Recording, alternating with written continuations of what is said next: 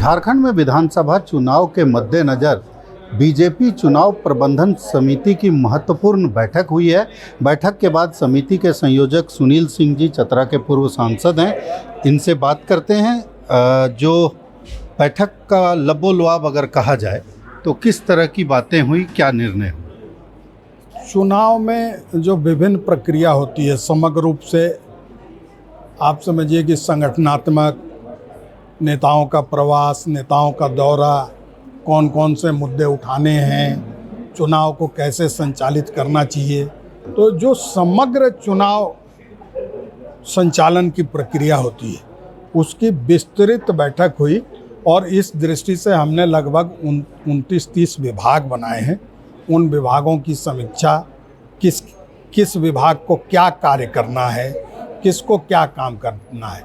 Ultimate goal ये होता है कि चुनाव के दिन हमको बूथ पर जीत मिले और चुनाव हम जीतें, तो सारे कार्य का परिणाम उसी दिन आता है।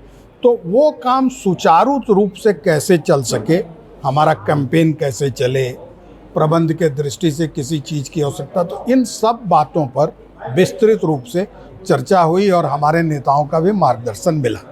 गोगो दीदी योजना को लेकर के, चूँकि ये योजना जो है कहीं ना कहीं जहाँ तक मेरा मानना है कि अपने आप में जेएमएम की भी भूमिका उसमें रही, काफ़ी हद तक हिट हुई योजना। ये जो प्रबंधन के लिहाज से अगर देखा जाए तो इस योजना में क्या मुख्य बात सामने आ रही है? नहीं, एक तो भारतीय जनता पार्टी महिलाओं के सशक्तिकरण को लेकर पहले से प्रतिबद्ध रही है। हमारी लगभग सभी राज्य सरकारें इस तरह के कार्यक्रम चला रही हैं। तो ये कार्यक्रम हमने भी इस बार यहाँ सरकार बनने पर, ये हमारा कमिटमेंट है, उसको लागू करेंगे।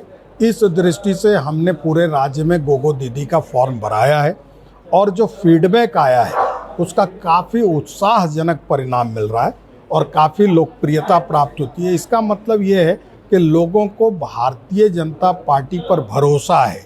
आदरणीय नरेंद्र मोदी जी के कथनी और करनी पर लोगों को विश्वास है। तो इस दृष्टि से उसको सफलता मिल रही है। एक अंतिम सवाल, जो सामान्य तौर पर किसी भी चीज़ का प्रबंधन हो, सरकार में रहते हुए प्रबंधन करना और विपक्ष में रहते हुए प्रबंधन करना, दोनों दो तरह की चुनौती होती है। कई बार चुनावी दौर में हम लोग देखते हैं फलां का हेलीकॉप्टर नहीं उतरा, तो इस तरह की समस्या हुई। इन समस्याओं से निपटने के लिए क्या आप लोगों ने योजना बनाई? नहीं, इसीलिए हम लोगों ने किसी भी तरह का कठिनाई नहीं आए, चाहे वो प्रशासनिक कठिनाई हो या संगठनात्मक कठिनाई हो, इन कठिनाइयों को दूर करने के दृष्टि से ही चुनाव प्रबंधन की उपयोगिता होती है। और कोई भी चुनाव प्रबंधन तभी कारगर होता है जब इन कठिनाइयों को दूर करे। तो इस दृष्टि से हर स्तर पर, चाहे वो प्रशासनिक तालमेल बनाना हो, संगठनात्मक तालमेल बनाना हो, चुनाव कार्यालयों से तालमेल बनाना हो, तो इस स्तर पर हमने पूरी संरचना खड़ी की और विचार किया है। तो चुनाव प्रबंधन समिति की बैठक में अगर लबोलुआब कहा जाए तो मुख्य रूप से इन्हीं बातों पर फोकस किया गया है कि किस तरह से चुनाव का प्रबंधन, क्योंकि तकरीबन 1 महीने के आसपास चलेगा। उम्मीद की जा रही है कि 3 दौर की कम से कम 3 दौर में चुनाव होगा। तो ऐसे हालात में पूरा प्रबंधन किस तरह से हर दृष्टिकोण से सफल रहे, इसके लिए रणनीति बनी और कुल मिलाकर 29 से 30 विभागों को जिम्मेदारी सौंपी गई है कि किस तरह से चुनाव में प्रबंधन किया जाए। भारत एक्सप्रेस के लिए कैमरामैन धर्मेंद्र के साथ मधुकर आनंद, रांची।